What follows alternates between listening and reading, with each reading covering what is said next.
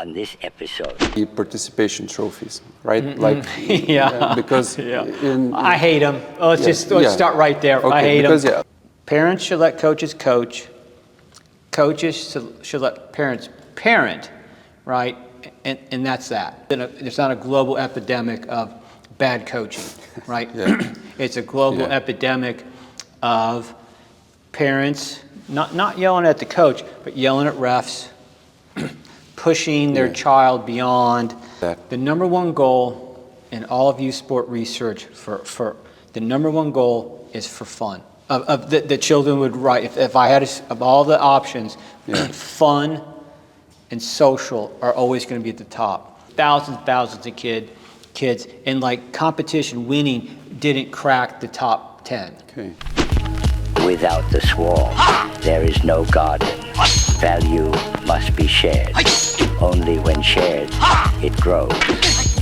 Enter the play of value.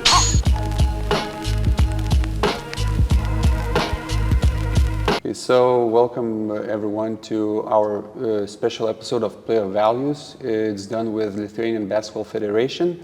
And today we have here Marc Lochbaum. Marc is a sports psychology expert. He represents Vytautas Magnus University, the same university that I'm from, and he's also a representative from Texas Tech University. And today we're going to talk about the triangle of child, athlete, and coach, and just talk about why it's important to look at this aspect when we're talking about players' development and the overall psychology between these three entities of sports. So thank you, Marc, for doing this. You're welcome. And so let's start with the first question. And just tell us basically what is this triangle, why it's important. The triangle is all about the interactions that, continually go in youth sport. Let's start with youth sport. And that between the parent and their child and the coach, and then the coach and the parent in that system. And the importance is the simple importance is a global issue. It's just physical activity. So sport is the number one medium outside of PE class in public schools that globally kids are active. Right? So we know that 60 minutes a day leads to great things in that moment, and then great health benefits longitudinally across one's lifetime. And so if I have a supportive relationship, regardless of my ability, and I stay active, that's the win, right? That's the win, that's the global win right there, is reduced healthcare costs, reduced physical healthcare costs, and then the rise of, it's post-COVID, and I'm not sure if it's because we paid more attention to it then, but of what does seem to be a dramatic rise in mental health concerns in the youth. And what happens when this triangle is broken? Like, how can it hurt young athletes' development? And maybe you have a few examples that you can share. The biggest concern would be that I would drop out. Now I drop out we can drop out for a lot of positive reasons. It's not that it's bad to drop out and I go cure cancer, right? I mean, there's only so many things somebody can do, right? Because it's hard to track youth and that. So I'm on a basketball team. I hit that critical age of 13 where size starts to really matter. Size always matters. Size and skill starts to really matter. Winning seems to be potentially more important, right? And so I drop out because I'm better at music. I drop out because I'm better at math. I drop out because I'm better to be in a orchestra, right? And so there's nothing wrong with that, right? There's nothing wrong with that. If I drop out because my parents too pushy, coaches can get to coach, right? I'm not an anti-coach person. Coaches need to coach, right? We need to follow rules. We need to be coached. But say it's too much, right? And so then somebody drops out. So we lose the chance of that child. Doesn't mean I can't go join a running club, the swimming club, but again, most likely I don't, right? So that's what happens. If that gets broken, most likely I'm not going to go pick up a new sport, especially after the age of 13. Okay. So when the kid is evolving and the athlete grows and he faces new challenges, how should the triangle evolve and so it supports the needs of the child and everyone involved? Everybody should be, this is a tough one in America, but it's probably global. Parents should let coaches coach. Coaches should let parents parent, right? And that's that. Yeah. That's the bottom line answer. I've been a coach and a parent who's coached their own child. It's a difficult thing to do to stay in your lane, right? Because again, most coaches globally have the best intentions possible. Most coaches do. It's not a global epidemic of bad coaching, right? Yeah. It's a global epidemic of parents not yelling at the coach, but yelling at refs, pushing their child beyond their capabilities. You don't have to push. This is a topic we could do for hours, right? You don't have to push Kevin Durant. And he was always good. You don't have to push LeBron James. He's always good, and they want to do it. We want to work with the 99.999% of the rest. Again, because physical activity is a great use of time. So exactly. So what you're saying is, especially when we're talking about this, we have to not think that every child's goal is to become a LeBron James. It's just to be physically active and just let the coaches do their job so their child is active, healthy, and all of that. The number one goal in all of youth sport research for the number one goal is for fun. The children would write, if I had of all the options, fun and social are always going to be at the top. There was a big study a million years ago in the state of Michigan, and it's good enough data because it was thousands of kids, and like competition winning didn't crack the top 10. Okay, that's interesting. Like friends, it's fun, right? Because most kids know we somehow put it on them that somehow we think that they don't live in reality. Kids live in reality. I mean, just think if Shaquille O'Neal was in your PE class, right? Or Sabonis, right? Anyone, the dad or the son. I mean, you're going to get, boop, right? So kids know, right? Kids, they're not, kids aren't delusional. Yeah, and we're talking about this, and one question that rises for me is, if that research was done a million years ago, as you say, and it was obvious then that the fun is the primary thing, what happens? Why parents grow up and then they start to think that the competition, that the results become more important than the fun, though they were at the same when they were kids? That's right. Yeah. Because I think what happens, just hypothesizing, being a parent, being around this for so long, is that I think once I invest the money and the time, exactly. Then I want a little bit more out of it. And I might say, well, when I was young, we had a great time. But when I'm young, I don't realize the sacrifices my parents are making. And it just goes over your head, right? You never ponder it. That's true. Right? And then you become a parent, you're like, hold it. Right? This petrol isn't free. Right? And so you show up and you want your kid to, it's just nothing wrong with that. You want your child to succeed. And they can't succeed on the bench. And that creates tension. Yeah. So, and that's our second question is, when a conflict happens, tension rises between child, parents, or coach. How can everyone communicate to get the better results and help the athlete grow? I think the most important thing, and if I could implement it, I would. Anytime I've been asked this question or been at a seminar, it's if the coach should have the responsibility, again, this is hard to do, to tell everybody exactly what's going to happen. This is how it's going to go. Because what happens, we go to practice, first practice, fun, right? And everybody feels involved, and again, until the first game. And then all of a sudden, playing time, if it's a league that playing time isn't equal, eventually, I don't know every country, but in America you might have a league where everybody plays a quarter, sits a quarter, plays a quarter, sits a quarter. I've coached in leagues like that. But then there's a point in time where you don't have to do that, right? And so if practice is always feeling like it's all going to be equal, and then in the game it's not, that's the rub, right? There's the problem, especially if you lose. Because if I lose, then I can say, well, my kid won, could have helped us win, or at worst, my kid could have lost as well. Right. So what's it matter if we're going to lose all of them? Let's all lose it equally. And so I think it's a responsive. I think great organizations put the rules up front to the parents, so everybody knows. Okay. And so now we have this topic going on in Lithuania, especially because we're going through different types of trainings. Like, is it better to allocate time between kids equally, or then it hurts their real talent? And in your opinion, I know it's a bit off topic, but that's not off topic. Yeah, but like,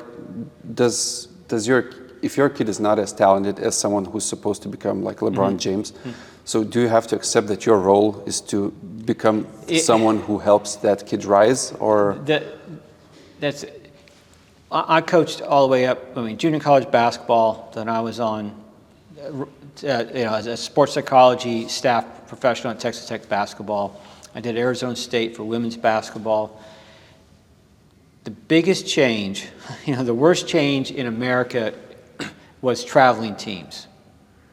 So that started in the late 80s. My high school coach said that the worst thing that ever happened was AAU basketball or AAU baseball, whatever it is, because traveling teams require somebody to pay the bill, enough people paying the bill so the superstar goes, right? And then the superstar always gets the break. And so I think I think eventually parents realize that, right? Maybe at the start they think they're going to get an equal shake. You can always quit, right? You can always not go. But I think it's good to have equal playing time leagues, and then leagues that you just go play. Okay. And I think, at what age is a breaking point for that, in your opinion? I think 13. Okay. Because by that time, I do have other interests, right? I do have my grandson. One of them is on a baseball team. We can't put this in America because But we're playing. It's supposed to be equal, right? The teams. Yeah. However it's drafted. He's 6, right? I'm saying he's 6, right? So it's an 8 and under league. And we go to a game where it's equal, right? And we've played the same team a couple times just for whatever it's happened. And now we show up before I came on this trip, and I turned to my daughter and said, hold on, we're playing a team. How are these teams chosen? This is a team. These are all 8-year-olds. We're not going to get to bat. They're never going to get out. And we were fortunate that it was everyone could only bat once in an inning, regardless of the outs, and then they switched, right? That needs to go on for a long time unless the talent is distributed equally in leagues. Okay. Yeah.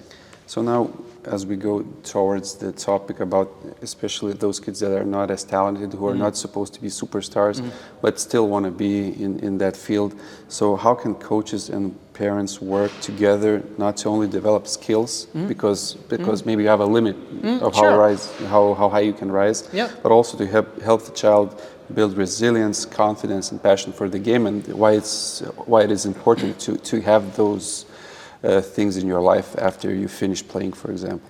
We have an amazing rebound from our globally awful statistics about youth physical activity. Yeah. But we have an amazing rebound as an adults.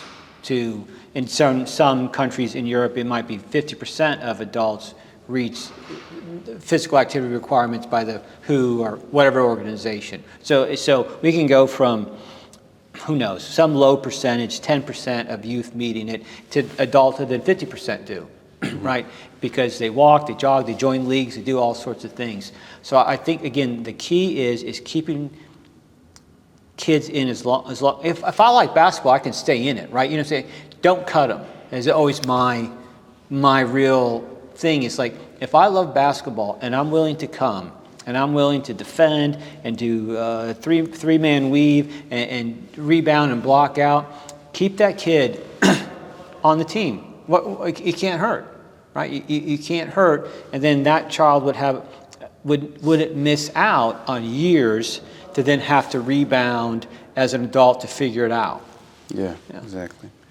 And now going to our part 3 about key transitions and athletes growing, what are the most sensitive moments in a young athlete's journey when he's reaching the adolescence, and how should the triangle adjust during this period?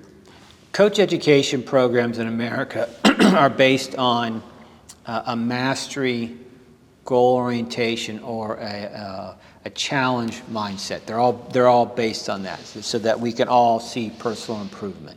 The problem is in my research for my entire career is there's a whole part of our lives that's exciting because effort and ability are equal. Yeah. It's very exciting, right, to think you belong. And then the critical moment that you asked in the question, and it happens. It seems to happen earlier now because of video games, because you play Wii and the guy goes when he loses, right? And then my grandsons, when they're young, and they lose, they go and they do it just during the day for whatever it is. You ask, I don't know. I'm a grandpa. If they ask me for a cookie, I'm gonna give it to them. But let's say I said no, and then they do the thing with like the Wii characters, and so it seems that I can learn losing earlier. I'm not sure as a child I understand that ability and effort are different. The moment that happens to you, that's the critical point. The moment you realize, I realized at one point in my life that my buddy Thad Stoger was carrying me. I didn't realize how much he carried me as a youth through on sandlot football, whatever it was, that he was carrying me. Because we had a moment where he asked me to run. He was going to do the high hurdles, 110 meters, the high hurdles, and I just had to run on the track. I didn't have to jump over a hurdle. That's an easy win, right? Yeah. How could I not win that? Because I had no idea that we were different. All right, and so this is like 7th grade, so whatever age that is, 12-ish. That's about the time this happens to somebody. And he takes off and going, and I realize I'm going to lose. I'm going to lose by 30 meters, whatever. And then it hits you like, oh my God, holy smokes. Effort and ability aren't equal, and this guy's been carrying me. Well, what a great friend, number one, been carrying me through the sandlot routine and not letting me get beat up or get worked over by older kids. And so that's the critical moment. Okay. And so then programs need to be based on personal improvement. Personal improvement, not other improvement, other comparison improvement. Because there's going to be a point where I cannot keep up with the best kid at my high school. Okay, and a little bit off topic again, but what you're saying is, and the thought that I got in my head is about the participation trophies, right? Mm-hmm. Like, because I hate them. Let's start right there. Okay, I hate them. Because when I was a kid, if I don't win, I don't win, and that's it. Yeah. And I understand that, and I'm 7 years old, and that's okay. Like you realize that those guys were better, and now you're giving participation. It's mandatory. And it's like, so when is the right time to know that you're not as good? Like you're not all equal. I think what you just said is true. Again, we are treating children like they're not intelligent. They already know they lost, right? And so whether they want that participation, the ribbon or whatever, they already know. Again, I have grandsons, and I had kids as well, but it's easy now because we're doing it, right? We compete in the Brazilian Jiu-Jitsu, right? Go to competitions. You know if you get choked out or not. Exactly. There's no, you might get a ribbon at the end, but you know that you tapped out. So I think I don't want to use the word silly and offend anybody on your podcast or anything like that. We treat children like they are 1-year-olds. They know whether they won or lost. Yeah, exactly. Yeah, that's no, my point. Like that participation trophy, it has like this bitter taste. Yes, I don't think it's needed. I don't think again, I'm not speaking for every child in the world. I don't think if we stopped doing it, anybody would miss out. Right? Yeah. Okay. And for our final questions is, what's the one advice that you would give a parent and a coach in their journey and for this triangle to work for a parent and for a coach? Communicate your real expectations. Don't hide them. Say what exactly, as a parent, what I'm looking for, and then the coach can then be able to say, hey, I hear what you're saying. That's not going to happen. Yeah. That's not going to happen. So for example, you can tell a parent, like, your son is not going to be a superstar. Like, if you want, you can drop out and find another field where I think you should say, this is how playing time is going to be distributed. Again, if it's a league that's not equal quarters, right? I think that's the most critical thing, is that I just say, this is how playing time is going to be distributed. And then that's it. And then we know. Because that's, again, it's confusing until there's a first game, more confusing if we lose and I don't get to play. Yeah, exactly. And the final question is, looking ahead, like for a basketball community in the world, in Lithuania, like, what's the one thing that we have to do to keep children in love with basketball, whether it's they're losing, they're not becoming better, but just to ignite the love? Because what I'm getting is, right now, a lot of children, in my eyes, are thinking about, like, I'm getting into basketball because I know it pays well, like, because I see not basketball players, but I see what the NBA created. Like, I see their lifestyle. It's not that I want to win, is that I want this lifestyle. And if you see the best basketball players that we have right now, and let's face it, United States no longer has the best basketball players. That's not because the last 5-6 MVPs are Europeans. And like if you watch Anthony Edwards or someone like that, they are all about lifestyle. They go play their game and they're back at home, and they don't give a they don't care. And the guys that come from Europe now, they're still the ones that have the love for the game. And if you see LeBron, if you see Kevin Durant, they're still old school, and their love for the game is what pushes them. And in this situation right now, how do we reignite the love for the game first and put the lifestyle benefits it gives you if you become an NBA star on the side? I think kids are more enamored to be a rapper of that lifestyle, to chase that bad dream. Not bad, but even more unrealistic dream. I always use the example, there's only one Eminem in the world. There's only one, right? The only one. Right, so that rose like he did of a white male. I can't think of any other who rose. So that is the worst dream to ever have, is to follow him, right? And the basketball dream is, I do think kids love the game. I do. I mean, again, we can't speak for everybody and all their motives, but I do think people love the game, and I think we will never solve this. If we could do one thing, we would have the media change the focus of showing the other things. Because I believe if we rolled it out right now, Anthony Edwards would come and ball it up. He loves to ball it up. And so maybe we see more of just one example, just as one example, of see more of some lifestyle that we think X, Y, and Z. But I tell you what, he's going to ball it up. Just like Luka's going to ball it up. They're going to ball it up. If we go out to that park and roll it out, they're going to ball it up. And I think that would be more motivational for a child to see that even in that context, if I love the game, then I go out there and I ball it up. Right? But we don't see that. We see cars. And those cars are. Again, we'll stop talking on this topic. We go on forever. People's base salaries are $51 million. Yeah. That's pretty enticing. Yeah, exactly. Right. Exactly. You know. Yeah. That's a different world. Okay. So, okay, thank you very much for this, for covering this topic. Thank you very much. You're welcome. And if you like what you saw, follow us on social media, hit that subscribe button, and just keep being interested in all that's related to sports. Thank you. If even a drop of wisdom was gained, like and share. To complete the ritual, subscribe. Honor the algorithm.